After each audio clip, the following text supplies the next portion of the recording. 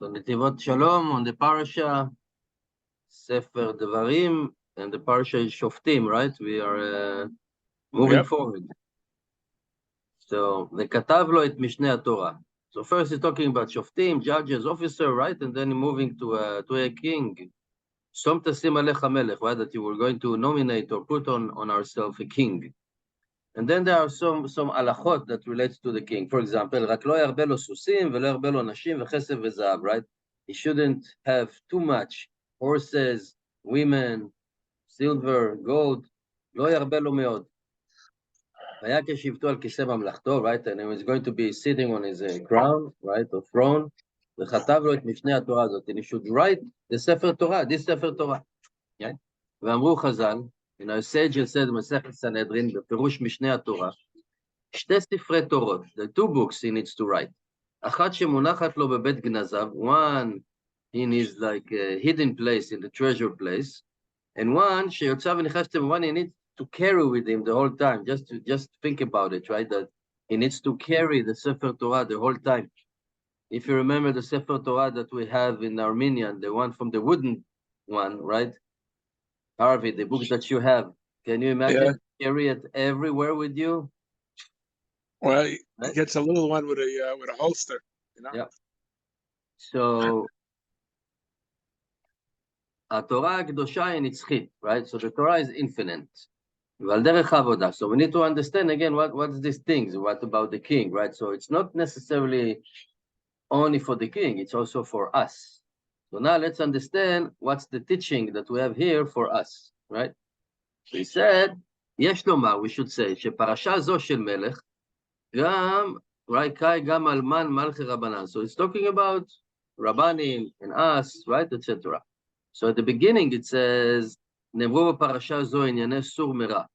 Touch yourself from the bad, לא ירבה לו סוסים. So what does these horses mean? So horses, at the time, it was a symbol, a status symbol, right? The king had the real sign of Ferrari, right? The Ferrari car using the symbol of a horse, right? So you can think about, you shouldn't have too many Ferraris, right? Which mean, לא בגבורת הסוס אכפת. It's a symbol of strength, which mean, do not have too many horses. It means, do not trust only your physical strength. You have to trust Hashem. Don't trust your horses or your tanks or money or whatever. ולא ירבה לו נשים, and do not have too many women, which means that he should not be sinking into these desires of women, because a king can do whatever he wants, right? He can go and point this one, that one, that one, that one, right? And they will be waiting for him. He can do whatever he wants, and shalom on his side. וכסף וזהב לא ירבה לו מאוד, and also he shouldn't have too much of silver and gold, which means he will feel so wealthy. לבלתי רום לבבו מאחיו, right? So it will be feeling that I'm better than the other one, I'm wealthier than the other one, because he have the financial means that to have. So these are all the sur mera, detached from the bad things, the negative things. And after that, ואחר כך, he's talking about לעשה טוב, which means, והיה כשבטו על כיסא ממלכתו, so now he's sitting and he's ruling, וכתב לו את משנה התורה הזאת, so he needs to write the Torah. והייתה עמו, and he should be with him, and he should read it all his life, למען ילמד ליראה, so he should learn and practice and go to a spiritual gym to strengthen his yira, his fearing Hashem. Because, you know, it's very easy, it's a very slippery slope, right? When somebody had so much power that whatever he say, people will do, and he can control, and with the blink of an eye, he can execute people. Now, we're talking about a Jewish king, right, that go according to the halacha and anything, but still, a king is a king. So, עניין שני ספרי תורה, one book is putting in his bed gnazav, in his hidden place, and one goes with him. It's a hint, again, we're learning not literally about the books, but we're learning about the spiritual thing of it. So it's a hint, these two books, one is hidden, which means how he should behave when he is with himself alone. This is the Torah that is hidden when he is alone. And the second Torah that goes in and out with him, this is when he's among people, how he should behave. Right? Because even when we are alone, we always need to remember that Hashem is watching us, because Hashem maleh haaretz kevodo. And Hashem is looking at all what we are doing. Right? Even if you're hiding under your blanket, Hashem is still seeing you. Right? And this is the aspect of the Sefer Torah bebet gnazav, when he is alone at home. Right? How we should eat, what should we do, etc., etc. And then, right? And the Sefer Torah that goes out with him is how he behaves with people. Don't be bal gava, treat people decently, be nice to them, etc. If you're doing business, do it with honesty, etc.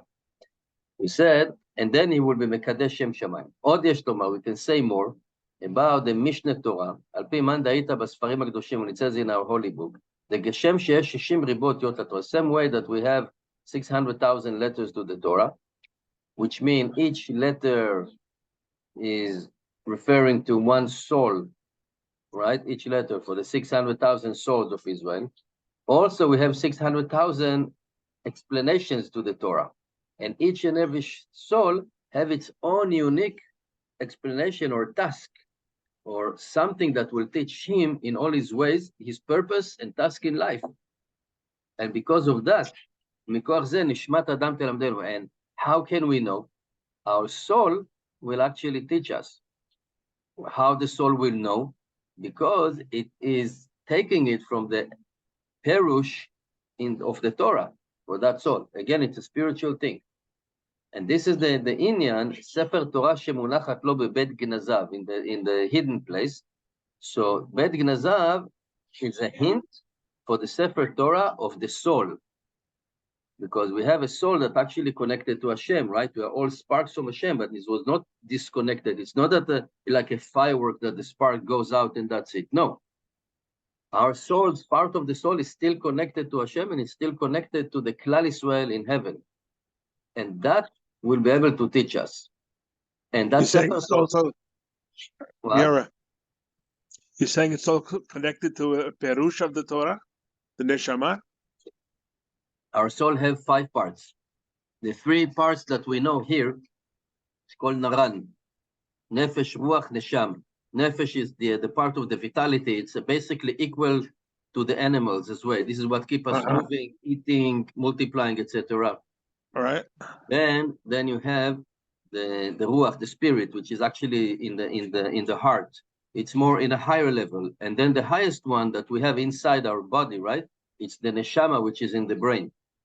But there are other 2 parts, chaya and yechida. The yechida is like something that maybe Moshe Rabbeinu has it, or our really gedolim, maybe they had connection to it. We basically don't have much. And the chaya is the one that is, sometimes we get it on Shabbat. This is the extra soul. This is the neshama yetera. And this type of 2 neshamot, the part of the neshamot chaychida, the other one that connected in heaven. There is Klal Yisrael in heaven, and that's connected to Hashem, to one of the attributes of Hashem. So the Gdolim, like Rabbi Kanievsky, Steinman, I don't know, the Stipler, they probably have that connection to that part of the neshama. And that neshama, actually, if somebody has it, then he can see from one side of the world to another, because they are connected spiritually. So we have some kind of a connection, 1 part of 60, like Shabbat have a spiritual light, which is like the Ora Ganuz that Hashem created in the first day, right? Not the light that comes from the sun. So the neshama actually, listen, when you're falling asleep in a shiur, then the Rav is telling you, oh, your neshama here, your neshama learn. It's true.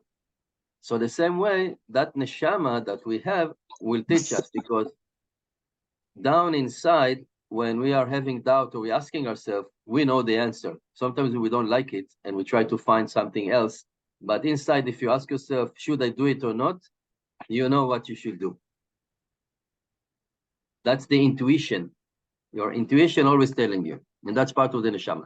So he said, so that was the Sefer Torah, which is hidden, which is how you behave when you're alone. And that's part of the neshama that will teach us what we should do. And the second Sefer Torah, which is outside, the one that's coming out, in and out with the king, with us, It's like the general Sefer Torah, which is related to the Klal Israel. We have all the halachot and everything, right? Right? Malkei Rabbanan, so the Rabbanim, they need to have these two books, how they behave by themselves and how they behave with us and how to teach us. And then it says, "V'kara bo kol mechayav," that he should read the Sefer Torah all his life. Ukidayita b'Sefer HaKadosh, it says in the book Tiferet Shlomo, to explain it according to our sages in Masechet Brachot. What does it mean reading it all his life? If somebody say that he is suffering, he have like something bad coming to him, he should like look inside his deeds. ידעו חשבון נפש.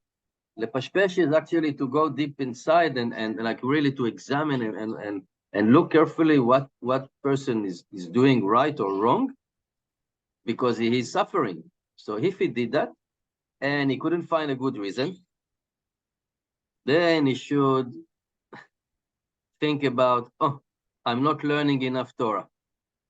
It's because of that. Then they put a question about it and they said, bitul Torah. Okay, yeah, fine. Even bitul Torah, when you don't learn Torah, it's also a sin. What does it mean like he was looking for something and he didn't find? Okay, if he's not learning Torah, then this is the sin. You have a chet shel bitul Torah. So he said, no, the Torah Kedosha, the Holy Torah, is teaching us that we should know, right, that he should know that he sinned, but also it's giving him not only that he sinned, but also to acknowledge what he did. It says, that he should announce his sin to us, right? So he said, this is the Torah. So the koach of the Torah, koach HaTorah modia, announced a Jew that he sinned, right? Because when we have all the list of halachot and restrictions and rule, not only what to eat, what not to eat, but how to behave with people, then we know, right? We can check it like a checklist. Because without the Torah, he doesn't know that he sins. How do we know? Because the Yetzer Hara mesame et einav lachshov shoneg lachol, because the evil inclination is blinding us and he causing us to think that we did right. That we did right.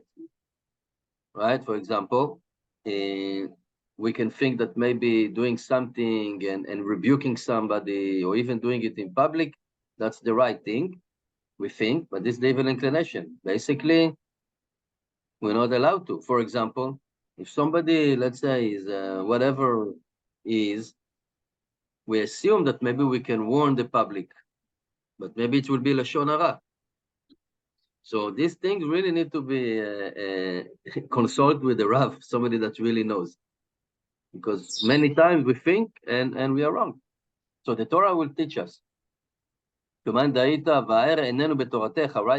Enlight our eyes in your Torah. So the Torah enlightening our eyes. When he's sin, chas v'charila, then he have his conscience, doesn't let him go, right? Like looking, he's saying, he didn't find the reason. Okay, maybe I didn't learn enough Torah that will teach me what I shouldn't do. That we need to learn the Torah all our life. And he said, what does it mean? That if you're learning the Torah, it will give you your life. That's a life, right? The Torah can be a poison, the Torah can be the drug of life. If you're learning Torah, you will have life. And this koach, this strength, Hashem gave us, so we will not deviate from the path. The Torah is helping us to understand the sin, if we did right or wrong. And that's the koach that we have the kings, because he's reading and they're learning the Torah all their lives.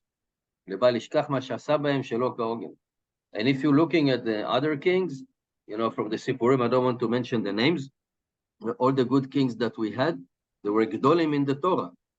And the other king that we suffer from, the Sfarim, the Nevi'im, the books, doesn't mention that they really learn Torah.